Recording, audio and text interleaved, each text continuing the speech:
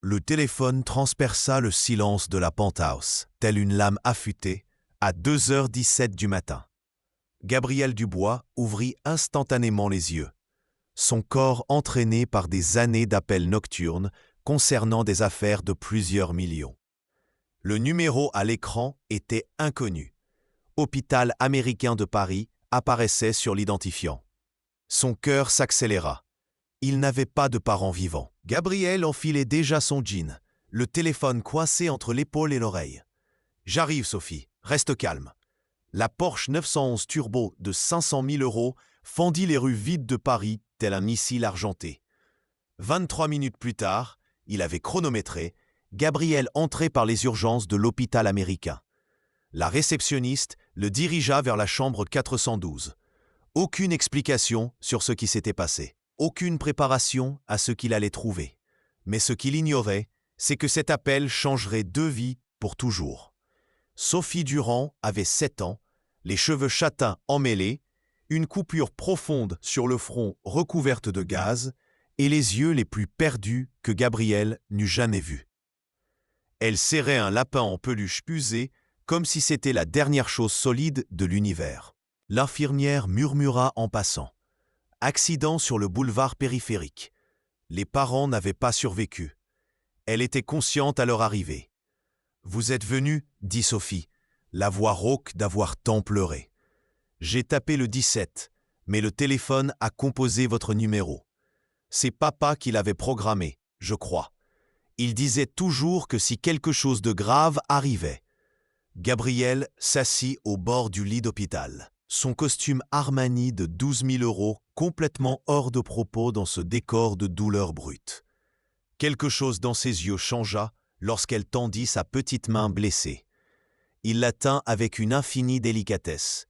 « Je vais rester, promit-il, sans saisir entièrement le poids de ses mots. Jusqu'à ce que tu dormes, je reste. » Sophie ferma les yeux, épuisée. « Ils ne reviendront pas, n'est-ce pas, mes parents ?»« Non, » répondit Gabriel avec une honnêteté brutale qui le surprit lui-même. « Mais tu ne seras pas seul. » La fillette serra plus fort le lapin en peluche. « Monsieur Lapin, elle l'expliquerait plus tard. » Et laissa les larmes silencieuses couler sur son visage. Gabriel demeura immobile, tenant cette petite main, tandis que les moniteurs bipaient et que l'aube se traînait. Pour la première fois depuis des années, depuis la mort de sa propre mère lorsqu'il avait 17 ans, il sentit quelque chose se briser en lui, au plus profond de sa poitrine. À 5 heures du matin, quand Sophie Durand s'endormit enfin, l'assistante sociale Valérie Moreau entra dans la chambre. 50 ans, des lunettes à monture épaisse, un attaché-case usé sous le bras. Elle murmura qu'il devait parler dans le couloir. Ses parents, Antoine et Isabelle Durand, n'avaient pas de famille vivante. Tous deux étaient enfants uniques, leurs grands-parents étant déjà décédés. Elle va être prise en charge par le système. Gabriel Dubois regarda à travers la vitre de la porte. Sophie dormait d'un sommeil agité, le lapin en peluche serré contre sa poitrine, le visage marqué par des sillages de larmes séchées. Il se revoyait à 17 ans, complètement seul après que le cancer eût emporté sa mère. Et si je demandais la garde provisoire? Valérie l'analysa par-dessus ses lunettes, évaluant la montre Rolex à 80 000 €, la coupe de cheveux à 500 €, la posture de celui qui commande des empires. Vous vous rendez compte de ce que vous dites, monsieur Dubois? Ce n'est pas l'adoption d'un chien. Gabriel Dubois n'était pas connu pour ses décisions impulsives. À 32 ans, il avait bâti Dubois Tech de rien, transformant une start-up de garage en un empire technologique évalué à 3 milliards d'euros. Il vivait seul, dans une penthouse de 8 millions, dans le 16e arrondissement de Paris, avec une vue à 360 degrés sur la jungle de béton parisienne. Il travaillait 18 heures par jour. Il n'avait pas le temps pour des relations, encore moins pour un enfant. Mais quelque chose dans ses yeux bruns dévastés par la perte le transporta 15 ans en arrière. Hôpital Saint-Louis, chambre 237. Sa mère, professeure d'école publique, mourant d'un cancer, sans pouvoir se payer le traitement expérimental qui aurait peut-être pu la sauver. Lui, à 17 ans, promettant qu'il ne serait plus jamais impuissant face à la douleur. Ironiquement, tout l'argent du monde ne pouvait ramener Antoine et Isabelle. Il retourna à l'hôpital américain de Paris cet après-midi-là avec une équipe d'avocats. Maître Chloé Laurent, son avocate personnelle, tenta de le dissuader tout au long du trajet. « Gabriel, vous n'avez pas la structure pour cela. Vous n'avez pas l'expérience. Vous n'avez pas le temps. Je créerai la structure, j'acquiers l'expérience et je trouverai le temps. » répondit-il avec la même froideur que lorsqu'il concluait des affaires multimilliardaires. Sophie était réveillée, essayant de manger la nourriture de l'hôpital, sans succès. Quand elle vit Gabriel, ses yeux s'illuminèrent pour la première fois. « Vous êtes revenu ? J'ai dit que tu ne serais pas seule. » Il tira une chaise. « Sophie, j'ai besoin que tu comprennes une chose. L'assistante sociale t'a-t-elle expliqué que tu n'avais pas d'autres parents ?» Elle hocha la tête, les yeux se remplissant de larmes à nouveau. « Maman disait toujours que notre famille était petite mais complète. C'était juste nous trois. » Sa voix se brisa. « Maintenant, il n'y a plus que moi. » « Non. » Gabriel lui tint à nouveau la main. « Si tu veux, si tu le permets, je peux prendre soin de toi. Temporairement. Jusqu'à ce que nous découvrions quoi faire. » Sophie le scruta avec cette intensité déconcertante que seuls les enfants en situations extrêmes possèdent. « Pourquoi ? Vous ne me connaissez même pas. » Son honnêteté méritait une réponse digne de ce nom. « Parce que je sais ce que c'est de tout perdre. Et parce que votre père m'a fait suffisamment confiance pour enregistrer mon numéro dans son téléphone. » Le processus fut accéléré par la réputation irréprochable de Gabriel et les ressources illimitées qu'il offrait. Examen psychologique, inspection domiciliaire, aménagement de l'appartement. En 3 jours, un temps record, il avait la garde provisoire de Sophie Durand. Le penthouse minimaliste et monochrome fut envahi par la couleur. Une chambre fut transformée, mur lilas, lit à baldaquin, bibliothèque de livres pour enfants qu'une consultante avait juré être essentielle pour le développement. Gabriel engagea une pédagogue, une psychologue pour enfants spécialisée dans le deuil, une nourrice expérimentée en traumatisme. Mais aucune d'entre elles ne pouvait être là à 3 heures du matin quand Sophie se réveillait en criant pour ses parents. C'était Gabriel qui courait pieds nus dans le couloir de marbre italien, qui l'étreignait tandis qu'elle sanglotait qu'elle avait rêvé qu'il revenait, que tout n'avait été qu'un cauchemar. C'était lui qui restait assis sur le sol de la chambre lilas, le dos appuyé contre le lit, racontant des histoires inventées sur Monsieur Lapin jusqu'à ce qu'elle se rendorme. Sa routine avait complètement implosé. Les réunions de 7 heures du matin furent annulées car Sophie avait besoin de quelqu'un pour prendre son petit déjeuner avec elle. Les appels internationaux furent interrompus parce que l'école avait appelé. Elle avait pleuré sans cesse pendant le cours de musique. La chanson rappelait celle que sa mère chantait. Marc Tran, son chef de la sécurité depuis 15 ans, ancien agent fédéral, fut le premier à remarquer les anomalies. « Chef, cet accident n'est pas la petite. Il y a quelque chose qui ne va pas. » Gabriel révisait la leçon de mathématiques de Sophie. Les fractions, un concept qu'elle ne parvenait pas à comprendre parce qu'on ne peut pas diviser le manque. 3 voitures noires sans plaque d'immatriculation ont rôdé autour de l'hôpital le jour de l'accident. Marc posa les images de sécurité sur la tablette, sur la table à manger, de 12 couverts où Gabriel prenait désormais ses repas avec Sophie. Et hier, le même modèle était garé devant l'immeuble. Sophie était dans sa chambre avec la psychologue. Gabriel pouvait l'entendre parler du médaillon en argent que son père lui avait donné la veille de l'accident. Il avait dit que c'était important, que c'était notre secret. Le médaillon, Gabriel l'avait gardé avec les autres affaires de Sophie. Il prit la pièce, argent ouvragé, trop lourd pour un bijou ordinaire. Il l'examina sous la lumière. Pas de fermoir apparent. de minuscules gravures qui semblaient aléatoires. Enquêter sur Antoine Durand. Ordonna-t-il à Marc. Tout. Où il travaillait, ce qu'il faisait, pourquoi il aurait eu mon numéro. Le rapport arriva en 12 heures. Antoine Durand, analyste de système chez Système Nouveau France, une entreprise technologique détenant des contrats gouvernementaux. Transféré 6 mois auparavant vers une division confidentielle. Il avait tenté de démissionner 2 semaines avant sa mort, refusé. Il avait déposé une plainte auprès du comité d'éthique concernant un projet nommé Aurore 3 jours avant l'accident. Ce n'était pas un accident, souffla Gabriel, la voix glaciale. Le téléphone sonna. Numéro privé. Monsieur Dubois, nous savons que vous avez la fillette. Son père a pris quelque chose qu'il n'aurait pas dû. Un petit objet. Nous le voulons en retour. Je ne vois pas de quoi vous parlez. Le médaillon, monsieur Dubois. Nous avons des manières d'être persuasifs. La sécurité de l'hôpital américain de Paris n'est pas si infaillible pour des enfants en convalescence. La communication fut coupée. Gabriel posa son regard sur Marc. Je veux que le penthouse soit transformé en forteresse. Immédiatement. Des vitres blindées furent installées en un temps record. Un système de sécurité militaire, une chambre forte construite en 72 heures. Sophie remarqua les changements, mais Gabriel inventa une histoire de rénovation du bâtiment. La docteure Sarah Leroy, cryptographe du MIT que Gabriel avait débauché de Google pour un salaire de 2 millions de dollars annuels, examina le médaillon sous un microscope. Il y a un compartiment, nanotechnologie.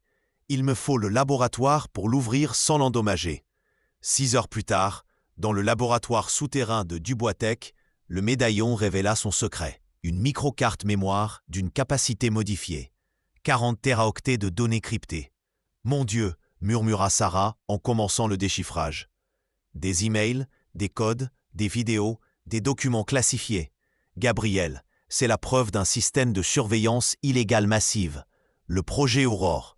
Entreprise, gouvernement, militaire, tous impliqués. Une vidéo se distinguait. Antoine Durand, enregistré dans sa voiture, probablement le jour de sa mort. Si vous voyez ceci, cela signifie qu'ils m'ont eu. Le projet Aurore est réel. Surveillance de tous les citoyens français. Vente de données. Chantage. Corruption. Cela remonte jusqu'au sommet. J'ai confié cela à Gabriel Dubois, car il est la seule personne assez puissante et assez intègre pour protéger ma fille. S'il vous plaît, protégez Sophie. Ils viendront la chercher. Gabriel ferma les yeux. La responsabilité pesait des tonnes. Chef, Marc entra en courant. Ils ont fixé un rendez-vous. Parc des Buttes-Chaumont. 1 heure. Ils veulent le médaillon. Gabriel prit sa décision en quelques secondes. Sarah, faites des copies de tout. Cryptez et diffusez-les sur des serveurs sécurisés. Marc, montez une équipe. Nous allons leur donner ce qu'ils veulent. Mais pas comme ils s'y attendent. Dans le parc des Buttes-Chaumont, sous la marquise conçue par Niemeyer, une femme attendait. Costume noir impeccable. Cheveux platine, yeux de prédatrice. Victoire Delacroix, ex-agente de la DGSI, travaillant désormais pour Sentinelle Sécurité Avancée, une société militaire privée. Le médaillon, dit-elle en tendant la main. Gabriel lui jeta l'objet. Elle l'examina avec un scanner. Il est vide. Les données ont déjà été copiées et distribuées. Touchez à la petite et je publierai tout. Victoire esquissa un sourire. Vous ne comprenez pas, Dubois. La petite n'est pas qu'une otage. Son père a été plus malin que nous l'imaginions. Il n'a pas seulement volé les données. Elle s'approcha, murmurant. Il en a placé une partie là où nous ne pourrions jamais l'atteindre. À l'intérieur de sa propre fille. Hypnose, codage neural, des techniques expérimentales que la DGSI elle-même a développées, expliqua Victoire, tandis que des hommes armés encerclaient Gabriel dans le parc. Antoine était un génie paranoïaque. Il a fragmenté les données les plus importantes et les a implantées dans la mémoire à long terme de sa fille via des déclencheurs spécifiques. Des chansons, des mots, des images. Elle est un coffre-fort vivant. Gabriel sentit le sang se glacer. C'est impossible, Demandez-lui la berceuse que sa mère chantait. Voyez ce qui se passe. Des bombes fumigènes explosèrent. Marc et son équipe entrèrent en action. Dans la confusion, Victoire disparut. Mais ces mots restèrent gravés. Nous avons des moyens d'extraire l'information, avec ou sans sa coopération. De retour dans l'appartement forteresse, Gabriel observa Sophie dessiner. Il se mit à fredonner une mélodie. La même qu'il avait fait pleurer à l'école. « Sophie, quelle est cette musique ?» Elle s'arrêta, les yeux vitreux. Elle commença à réciter « Protocole Aurore, accès niveau 5. Sénateur Marc Fournier, compte suisse 404 291, montant transféré 20 millions d'euros. Général Pierre Leclerc, réunion 23 mars, autorisation écoute illégale. » Sophie, Gabriel la secoua doucement. Elle cligna des yeux, confuse. « Qu'est-ce qui s'est passé? Oh, je me suis évanouie ?» « Non, ma chérie, tu t'es juste un peu distraite. » Le docteur Camille Roussel, neuroscientifique, que Gabriel avait fait venir de Harvard par jet privé, confirma après des examens discrets: il existe des schémas d'activité neurale anormaux, comme si des informations avaient été gravées. C'est théoriquement possible, mais extrêmement dangereux. Tenter de les extraire ou de les supprimer pourrait causer des dommages permanents. Gabriel observa Sophie endormie sur le canapé, Monsieur Lapin serré contre elle, complètement inconsciente du terrible fardeau qu'elle portait. Son père l'avait transformée en une arme involontaire, en une preuve vivante. L'étau se resserrait. Des drones survolaient l'immeuble. Des hommes en voiture de luxe surveillaient l'entrée. L'école avait signalé des tentatives d'étrangers voulant venir chercher Sophie sur ordre de la famille. « Nous avons 3 options, » analysa Marc. « Tout livrer et espérer qu'il nous laisse en vie. Fuir pour toujours, ou nous rendons tout public, » compléta Gabriel. « Si tout le monde sait, elle perd sa valeur en tant que cible. » La décision fut prise lorsque Sophie, au cours d'un autre moment de défaillance, révéla la date d'une opération. 15 octobre, élimination des témoins du projet Aurore, liste de cibles. Il restait 3 jours. Gabriel convoqua une conférence de presse, en direct, à l'échelle nationale et internationale. Il révéla tout, les 40 téraoctets de données, le projet Aurore, la mort d'Antoine et Isabelle, la situation de Sophie. Les journalistes furent sous le choc lorsqu'il commença à exhiber des documents, des vidéos, des preuves irréfutables. Cet enfant de 7 ans porte en sa mémoire la preuve de crimes qui vont de la corruption à l'assassinat. Ils ont tenté de la tuer. Ils ont tenté de m'acheter. Maintenant, le monde entier sait. Si quelque chose lui arrive ou m'arrive, vous saurez pourquoi. Le chaos fut instantané. #Projet Aurore devint viral. Les procureurs fédéraux prirent en charge l'affaire. Des ministres démissionnèrent, des généraux furent arrêtés. Sentinelle sécurité avancée vit ses contrats suspendus. Mais Victoire avait raison sur un point. Maintenant que Sophie n'était plus utile en tant que secret, elle était devenue une faiblesse à éliminer. L'attaque survint la nuit. Professionnelle, chirurgicale. Le système de sécurité fut piraté de l'intérieur. La nounou que Gabriel avait engagée, Hélène Garnier, aux références impeccables, travaillait pour eux depuis le début. « Je suis désolé, » dit-elle, pointant une arme sur Sophie. « C'était mes petits-enfants ou elle. » Gabriel se plaça devant la fillette. « Vous devrez me tirer dessus en premier, si nécessaire. » Le coup de feu résonna dans l'appartement. Mais ce ne fut pas Hélène qui tira. Marc était à l'entrée, son arme fumante. Hélène s'effondra. « L'intuition du vieux flic, dit-il. Quelque chose chez elle ne m'a jamais inspiré confiance. » Mais la sécurité était compromise. Il devait disparaître, immédiatement. La cachette à Deauville ne dura que 72 heures avant d'être découverte. Des drones militaires survolèrent la propriété. Gabriel, Sophie et Marc fuyaient à travers la forêt lorsque les explosions commencèrent. Le plan de contingence les ramena à Paris, mais pas au penthouse, vers un immeuble commercial abandonné à Saint-Denis. l'un des nombreux que Gabrielle avait acquis pour de futures spéculations. « Nous ne pouvons pas continuer à fuir », dit Sophie ce soir-là, trop petite et trop courageuse pour ses 7 ans. Mon père n'aurait pas voulu ça. C'est alors que Gabrielle prit la décision la plus risquée.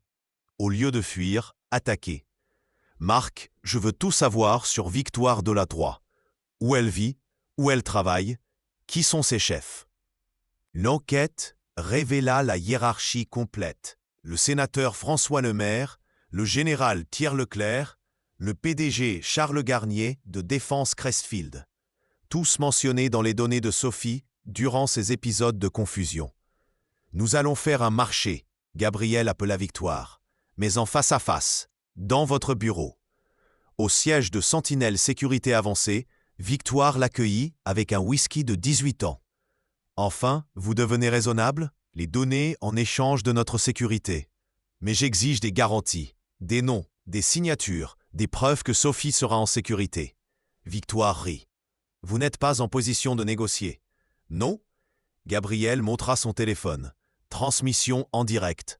Des millions de personnes regardaient. « Dites à vos supérieurs que si Sophie subit la moindre égratignure, leurs noms seront les premiers à tomber. » La négociation vira à la guerre. Victoire fut retrouvée morte 2 jours plus tard. Suicide, affirmèrent les journaux. Mais elle laissa un cadeau. Des dossiers qu'elle conservait comme assurance contre ses propres chefs.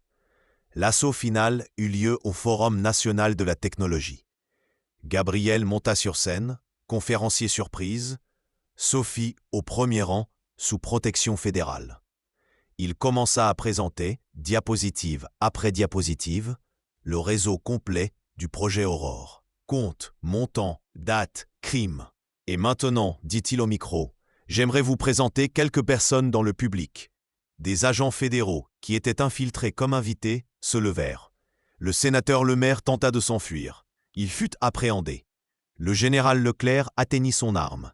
Il fut neutralisé. Le PDG Charles Garnier réussit à s'approcher de Sophie. « Si je tombe, elle vient avec moi. » Le coup de feu retentit. Gabrielle se jeta en avant. La balle traversa son épaule, le sang giclant sur la robe bleue qu'il avait achetée pour Sophie ce matin-là. Marc Tran abattit Charles Garnier d'un coup de crosse.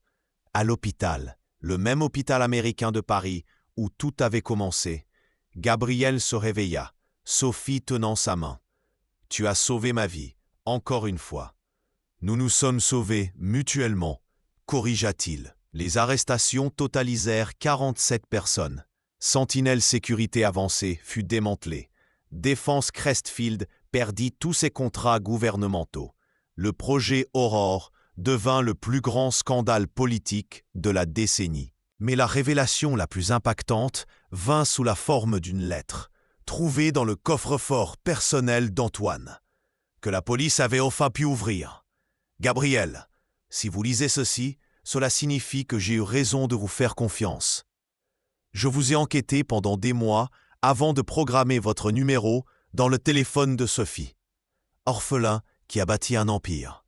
Homme qui n'a jamais oublié d'où il venait. Je sais que vous ne me connaissez pas, mais je connais votre histoire. S'il m'arrive quelque chose, vous êtes la seule personne à qui je fais confiance pour protéger ma fille. Non pas pour votre argent, mais pour votre histoire. Vous savez ce que c'est que de tout perdre et de se reconstruire. » Ils déménagèrent dans une maison à Deauville, pas un manoir, juste une maison avec un jardin où Monsieur Lapin pouvait prendre le soleil et un piano où Sophie apprenait à jouer des mélodies qui n'activaient plus de souvenirs cachés. Les données neurales implantées furent progressivement oubliées, l'esprit enfantin les recouvrant de nouvelles mémoires. Gabrielle lui apprenant à faire du vélo, des dimanches au parc, des soirées cinéma avec trop de pop-corn. Un après-midi ordinaire, Sophie trouva Gabrielle dans son bureau, révisant des contrats. Elle grimpa sur ses genoux sans cérémonie, comme elle avait pris l'habitude de le faire. « Papa » dit-elle naturellement, et son cœur s'arrêta un instant. « Merci d'avoir répondu au téléphone cette nuit-là. » Gabrielle l'étreignit, pensant à tous les appels importants auxquels il avait répondu dans sa vie.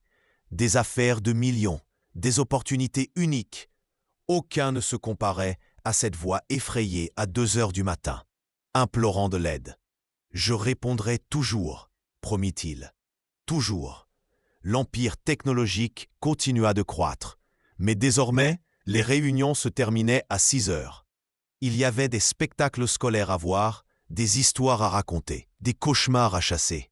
Le penthouse froid fut vendu. La maison de Deauville avait des dessins sur le réfrigérateur et des rires dans les couloirs. 5 ans plus tard, quand des journalistes tentèrent de réaliser un documentaire sur le projet Aurore, Gabrielle refusa toutes les interviews. Sophie méritait une enfance, pas d'être éternellement la fille du scandale. Elle grandirait en sachant que son père biologique fut un héros qui sacrifia tout pour révéler la vérité. Mais elle saurait aussi qu'une famille se bâtit avec la présence, pas seulement le sang. Cette nuit lointaine, le téléphone avait sonné par une erreur intentionnelle. Un père désespéré misant sur le caractère d'un étranger. Antoine Durand mourut sans savoir si son pari réussirait. Ce fut le cas. Dans le salon de la maison de Deauville, 3 cadres photos occupaient une place d'honneur. Antoine et Isabelle Durand, lors de leur mariage, Gabrielle et Sophie, le jour de l'adoption, et une nouvelle, les deux construisant un château de sable sur une plage quelconque, Monsieur Lapin supervisant l'œuvre. Le téléphone sonna. Sophie répondit, adolescente désormais, avec assurance, résidence Dubois, Sophie à l'appareil. C'était juste un appel ordinaire. Mais Gabriel arrêtait toujours ce qu'il faisait pour l'observer, se rappelant que les appels les plus importants de la vie arrivent quand on s'y attend le moins, à 2 heures du matin, changeant des destins avec 3 mots. « Pouvez-vous venir ?»